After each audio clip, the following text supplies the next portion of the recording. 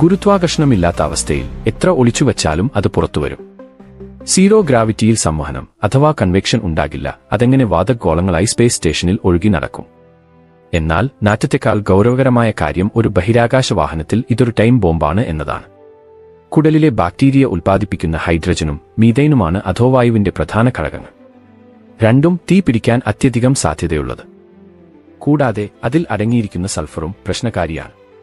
ഉയർന്ന ഓക്സിജൻ മർദ്ദത്തിൽ നിലനിർത്തിയിരിക്കുന്ന സ്പേസ് സ്റ്റേഷനിൽ എപ്പോൾ തീപിടുത്തമുണ്ടായി എന്ന് ചോദിച്ചാൽ മതി.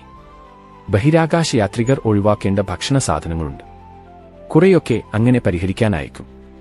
പരിപ്പും ചക്കക്കുരുമൊന്നും ബഹിരാകാശ യാത്രികർക്കു പറ്റിയ ഭക്ഷണമല്ല. ബിയർ, കൊക്കോകോള മുതലായ കാർബണേറ്റഡ് പാനീയങ്ങളും ബഹിരാകാശ നിലയത്തിൽ പ്രോത്സാഹിപ്പിക്കപ്പെടുന്നതല്ല.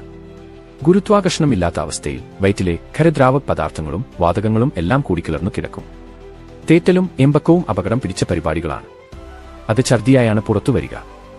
മാസങ്ങളും വർഷങ്ങളും നീണ്ടേക്കാവുന്ന